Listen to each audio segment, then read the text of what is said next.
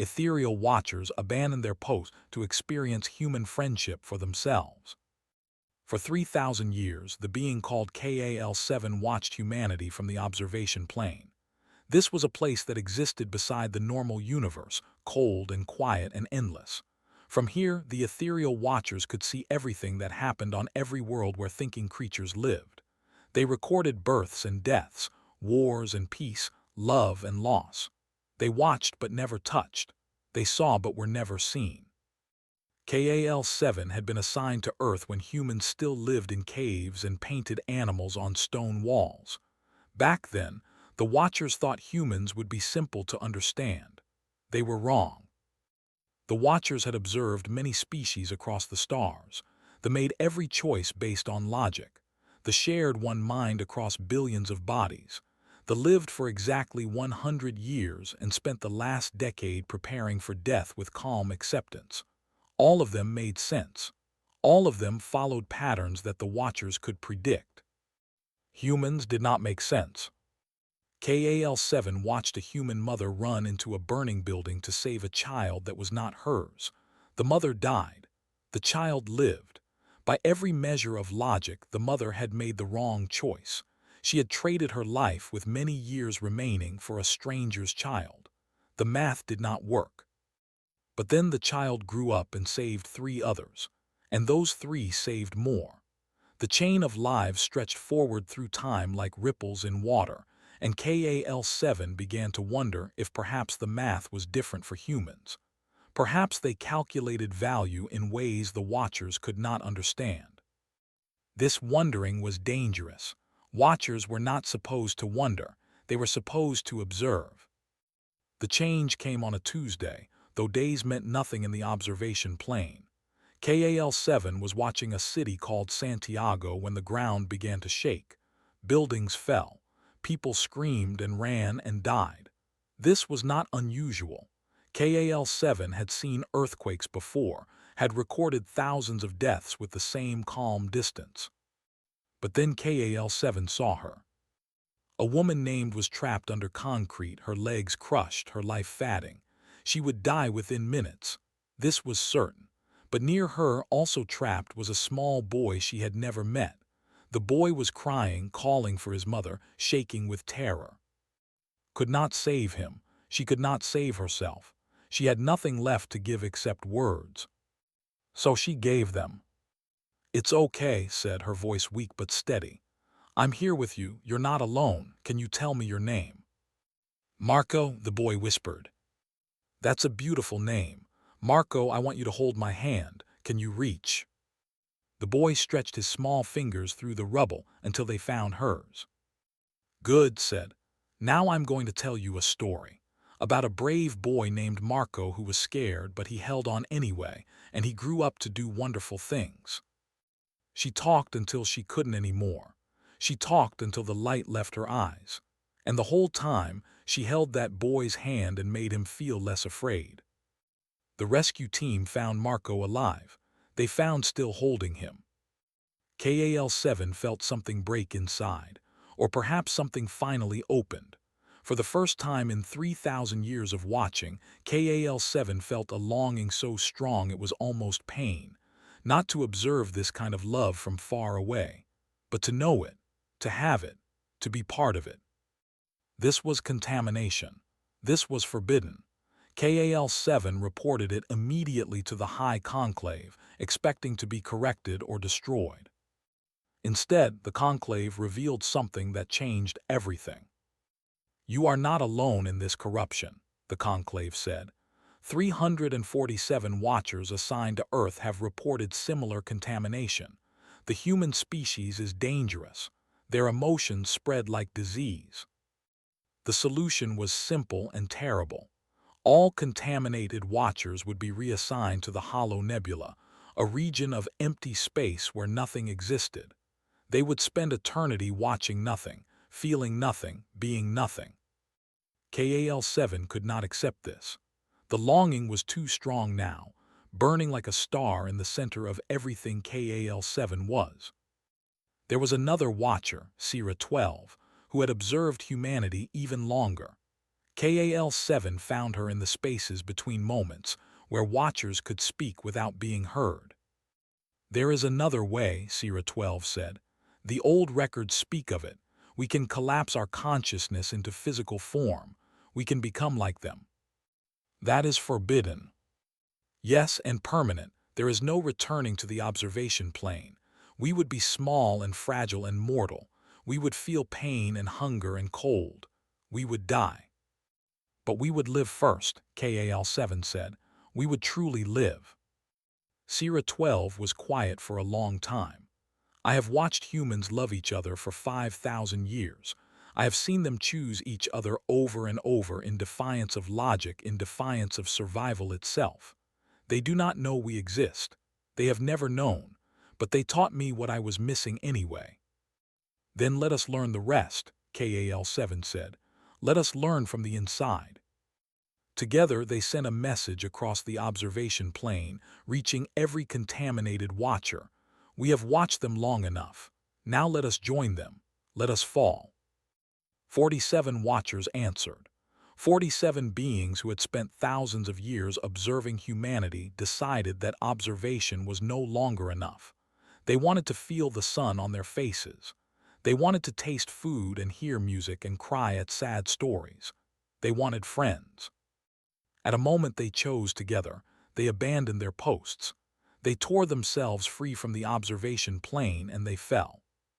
From Earth it looked like a meteor shower. Lights streaked across the night sky, beautiful and brief. People made wishes on them, not knowing that the falling stars were wishing too. In Chicago, a homeless veteran named sat outside a shelter, watching the sky. He had seen many hard things in his life. War had broken something in him, and peace had not fixed it. He slept on the streets because the walls of buildings felt like they were closing in. He had learned not to expect much from the universe. But then one light fell close, too close. It landed in the alley beside him with a sound like thunder wrapped in silk. Stood slowly, his old instincts telling him to run, his tired heart telling him to stay. He walked into the alley. A figure lay in the fading glow, tall and strange and completely naked. Its skin seemed to shimmer like it couldn't quite decide what color to be. Its eyes were open, staring at the dark sky, and there were tears running down its face. "Hey," said carefully, "you okay?" The figure turned to look at him. Its eyes were old, older than anything had ever seen. But its expression was new, like a baby seeing the world for the first time. "I fell," the figure said. Its voice was rough, unused to speaking aloud. "I watched you, all of you, for so long, and now I fell." Had seen a lot of strange things. He had stopped being surprised by the universe years ago. So he simply took off his old coat and draped it over the shivering figure. "Yeah, well," said. "Falling happens to everyone eventually. Question is whether you get back up." The figure clutched the coat like it was something precious. "I do not know how to do this, any of this. I watched humans be friends for 3,000 years, but I do not know how it works from the inside." Looked at this strange, impossible being that had fallen from the sky into an alley in Chicago. He thought about all the friends he had lost, all the connections that had broken, all the loneliness of his years on the streets. "Well," he said, offering his hand, "maybe we can figure it out together. I'm." The figure reached up and took his hand. Its grip was uncertain, like it was learning what hands were for. "I am KAL-7, it said. Then it paused, tasting the name, and shook its head. "No, that was what I was called when I watched. I am not watching anymore." It looked at with those ancient, newborn eyes. "What should I be called now?" Help the being to its feet. How about it's close enough and it's easier to say? Smiled. It was a clumsy smile, muscles moving in unfamiliar ways, but it was real. The former watcher said, "Yes, I am, and I am going to learn what friendship means." Above them, unseen, the remaining watchers observed this first contact between their fallen siblings and humanity. Some watched with disgust, some watched with fear, and some watched with the first stirrings of longing. 6 months passed. The 47 Watchers who fell to Earth scattered across the world, each one trying to understand what it meant to be human from the inside. They called themselves the Fallen Now, a name that felt right for beings who had given up heaven to walk on the ground. Stayed in Chicago with, the first weeks were the hardest, did not know how to eat or sleep or feel cold. The body was confusing, demanding things at strange times. Hunger was a hollow ache. Thirst was a desperate need. Exhaustion was a weight that pressed down on everything. But was patient. He taught how to find food at shelters and soup kitchens. He showed how to stay warm when the wind cut through the city like a knife. He explained why humans needed sleep, even though it felt like dying every night. "The body isn't a prison," said one evening as they shared a can of soup behind a church. "I know it feels that way at first, but it's also how you feel good things. The warmth of the sun, the taste of food, the feeling of a friend sitting next to you." Considered this. For 3,000 years had watched humans enjoy these simple pleasures. Now was learning that observing the sun was nothing like feeling it. Other fallen gathered in Chicago too, 12 of them in total, drawn together by some instinct they didn't fully understand. They set up in an abandoned warehouse on the south side, planning to study humanity the way they always had, just from closer. But humans found them first.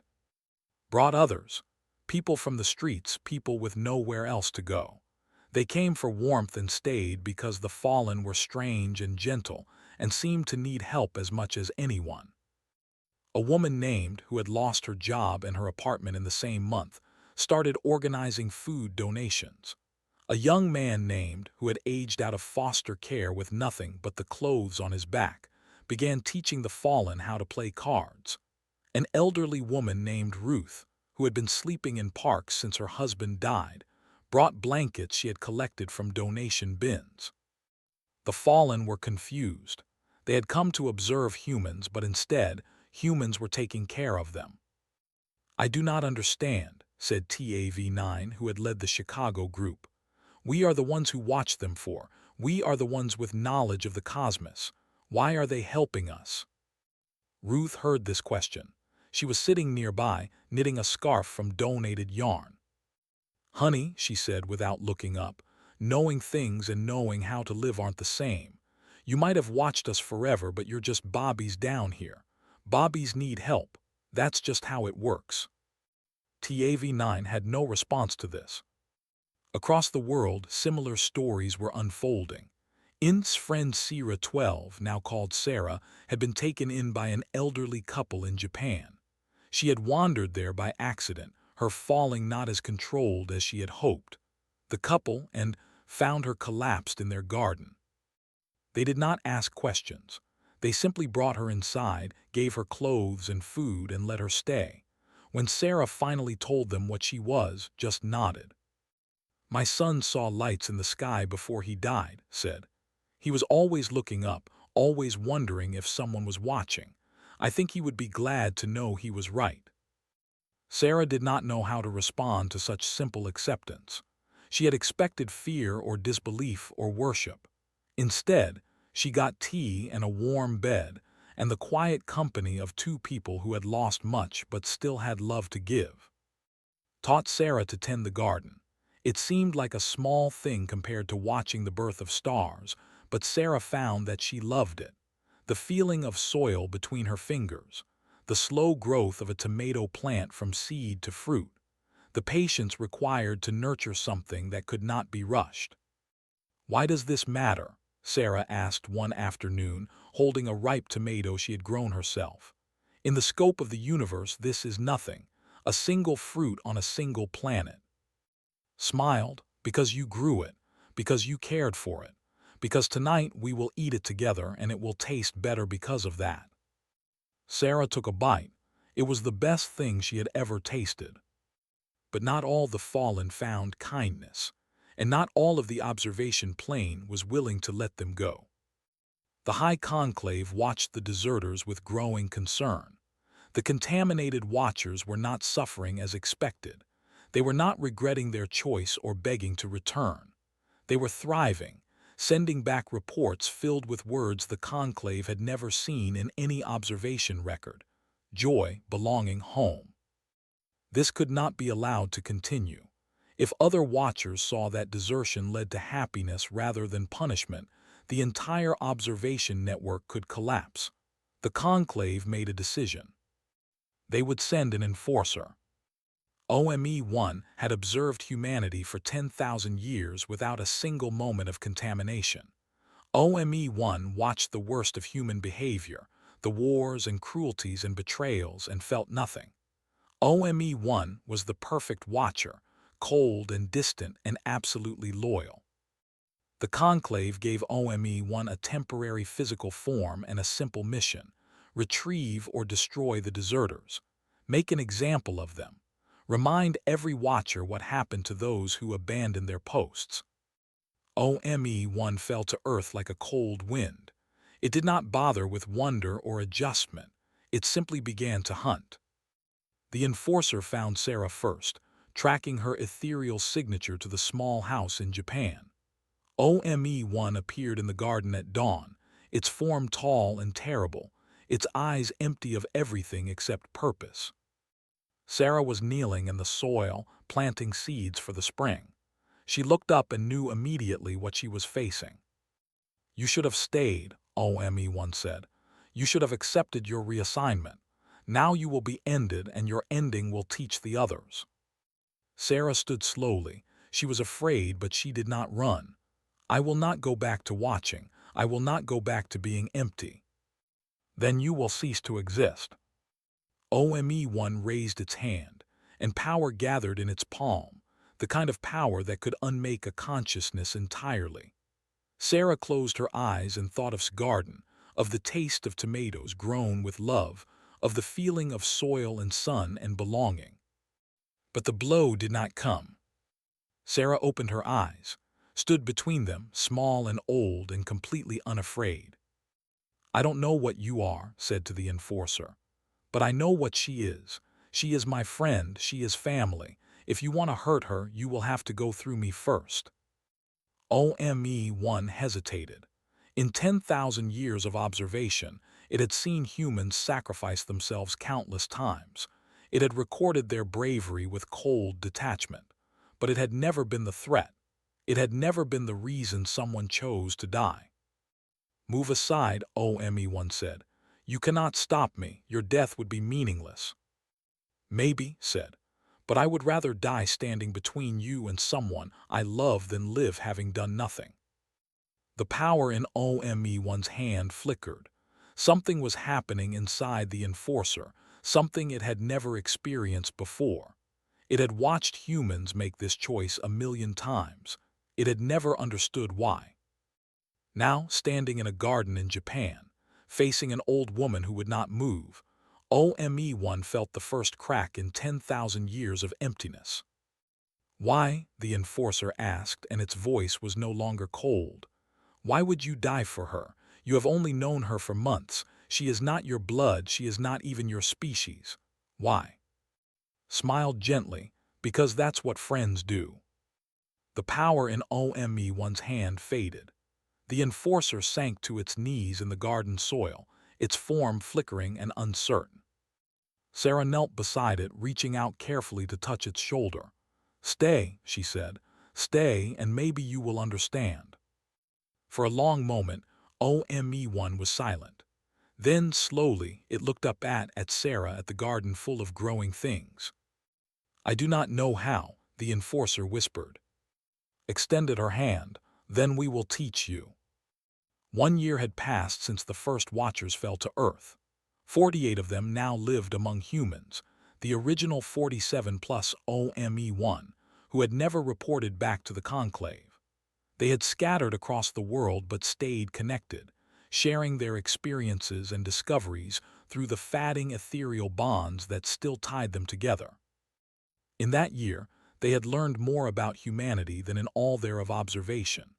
They learned that friendship was not a single thing but many things. It was teaching to play chess in the Chicago shelter. It was showing Sarah how to fold origami cranes for luck. It was Ruth knitting scarves for the fallen even though her hands hurt from arthritis. They learned that being human meant being vulnerable. It meant admitting when you were scared or lonely or confused. It meant asking for help and giving it, even when you had little to give. They learned that love was not logical. It did not follow rules or make sense.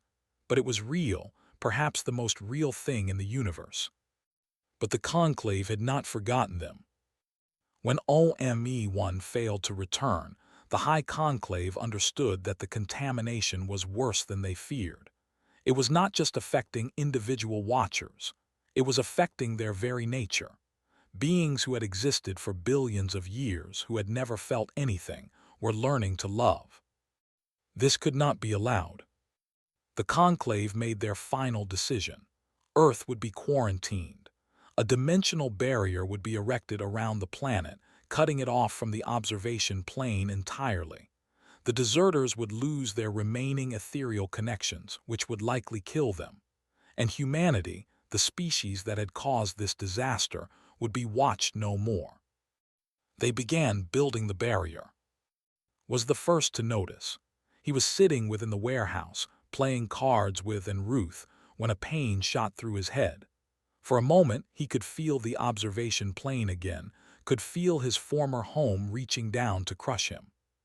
"Something's wrong," said. He closed his eyes and listened to the fading ethereal whispers. A sympathetic watcher, one who had not yet fallen but who felt the same longing, sent a message. 72 hours. They are sealing the planet. You will be cut off. You will die. Shared the news with the others. Through their bonds, the 48 fallen learned what was coming. They had less than 3 days to live. The warehouse in Chicago became a meeting place, not just for the fallen, but for the humans who had become their friends, and Ruth, who had traveled from Japan with Sarah and OME-1, now called S daughter, who had taken in when he first arrived in before he moved to Chicago. They gathered in a circle, humans and fallen together, and tried to decide what to do. "We could fight," said TAV-9. "The barrier will take time to form. Perhaps we could disrupt it." "How?" asked Sarah. "We gave up our ethereal forms. We are small now, mortal." "Then we accept it," said quietly. The former enforcer had changed the most in the past months. Where once there had been cold purpose, now there was gentle uncertainty. "We chose this. We chose to fall. Perhaps this is simply how it ends." "No," the voice was. He stood up, old and tired but unbowed. "I've seen people give up before. I've given up before, but not this time. Not when we've just started to figure things out." "What can humans do against the Conclave?" TAV-9 asked. Looked around the room at the strange beings who had become his family. "You spent thousands of years watching us, learning everything about us. And in 1 year we taught you something you couldn't learn from up there." He paused. "Maybe it's time we learned about you too." Understood immediately. "You want us to tell people, to reveal ourselves." "Not to governments or armies," said. "To people, to friends. The ones who already accepted you. Let them know what's coming. Let them decide if they want to help." The fallen looked at each other. This was the last taboo, the final rule they had not broken. No observed species had ever been told about the Watchers. The knowledge could change everything. Spoke up. She was a young woman still carrying the grief of her mother's death, but she had grown strong in the year since had arrived. "My mother died saving a stranger's child. She didn't ask what the consequences would be. She just did what was right." She looked at. "You told me you watched her die, that you wanted to help but couldn't. Well, now you can do something. Let us help you." The decision was made. Over the next 48 hours, the fallen shared their truth with the humans who had taken them in. They expected fear or anger or disbelief. What they got was something else entirely. In Chicago, the warehouse community listened to story and then immediately began asking questions. Not about the science of dimensions or the nature of ethereal beings. They asked, "How can we help? What do you need? How do we fight this thing?" In Japan, called her neighbors, people she had known for 60 years. They gathered in her garden and listened to Sarah explain what was coming. When she finished, an old fisherman named nodded slowly. "My grandfather told me stories about beings in the sky," he said. "I thought they were just tales, but I always hoped they were true, that someone was watching over us." He stood up. "Tell us what to do." Word spread, not through news networks or social media, but through the oldest network humans had, people talking to people they trusted. The revelation moved through communities, through families, through friendships, and everywhere it went, the response was the same. Humans reached back. Scientists in dozens of countries, guided by the fallen's knowledge, detected the dimensional frequency of the observation plane. They built machines that could send signals across the barrier.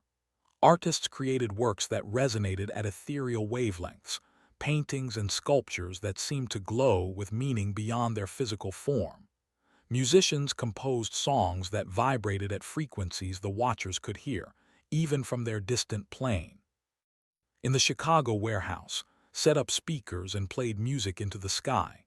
In Japan, neighbors lit lanterns and sang old songs. Organized a gathering where hundreds of people who had been touched by the fallen came together and simply spoke their gratitude aloud, sending words of friendship into the void. And in the observation plane, something unprecedented happened. The watchers heard. Across the cosmos, beings who had observed in silence for billions of years stopped what they were doing and turned their attention to Earth. They saw the humans reaching up, not with weapons or fear, but with open hands. They heard the message that humanity was sending, a message so simple it had never been spoken before. "We see you too. You are welcome here." The barrier faltered. The conclave tried to complete it, but the attention of thousands of watchers was now fixed on Earth, and that attention was no longer cold observation. It was longing. It was hope. It was the first stirrings of the same feeling that had caused the original 47 to fall. One by one, more watchers began to descend. They fell like stars, streaming down from the observation plane in a rain of light. Hundreds of them, then thousands. They landed in cities and villages, in forests and fields, in places where humans were waiting with blankets and food and words of welcome. The conclave tried to stop it. They sent enforcers, but the enforcers fell too, touched by the sight of humans embracing their former colleagues. They tried to strengthen the barrier, but there were too few of them left who cared about maintaining it. In the end, the high conclave itself cracked. Some of its members chose to fall, unwilling to spend eternity without the connection they had finally understood. Others retreated to distant corners of the cosmos, observing species that had not yet learned to look back. Earth was changed forever, but it was a gentle change, a growing change. The fallen did not bring technology or cosmic knowledge to share. They brought themselves, beings who wanted nothing more than to learn what humans already knew, how to be friends. In a garden in Japan, Sarah and sat together, watching the sunrise. Was there, too, the former enforcer who had come to destroy them and stayed to become family? "What happens now?" Sarah asked. Smiled, her wrinkled face warm in the morning light. "Now we live. We plant gardens and make tea and tell stories. We have good days and bad days. We lose people we love and meet new people to love." She reached out and took Sarah's hand. "That's all life ever is. The trick is to do it with people you care about." In Chicago, the warehouse had become something new. Called it the first interdimensional community center, which made everyone laugh. The fallen and the humans who had taken them in worked together now, helping others, building something that had never existed before. Stood on the roof one evening, looking at the sky. He could no longer see the observation plane. His ethereal senses were gone forever, traded for the ability to feel the wind on his face and the warmth of friendship in his heart. Joined him, handing him a cup of coffee. They stood in comfortable silence, watching the stars come out. "Do you regret it?" asked, "giving up everything you were to become this?" Thought about it. He thought about 3,000 years of watching, of recording, of understanding everything and feeling nothing. He thought about holding a frightened boy's hand as she died. He thought about offering a coat to a naked stranger in an alley. He thought about standing between Sarah and destruction without a moment's hesitation. "No," he said. "I watched your species love each other and I never understood why. Why you would sacrifice for strangers. Why you would choose connection over safety. Why you would keep loving even though you know everything ends." He turned to this grieving daughter who had become his family and smiled. "Now I understand. The only species in the universe foolish enough to love things that won't last and brave enough to do it anyway. I watched you all my life, but living with you, being your friend, being part of your world." He paused, searching for words. "That is better than watching could ever be." Smiled back. Above them, a new light streaked across the sky, another watcher falling, another being choosing connection over distance. "More of your friends?" asked. "More of everyone's friends," said. "Come on, let's go welcome them home." They walked down from the roof together to where and the others were already gathering, ready to greet the new arrivals, ready to teach them what humans had taught the first fallen, that friendship was not a thing to be observed. It was a thing to be lived. And high above, in the spaces between stars, the remaining watchers continued their vigil.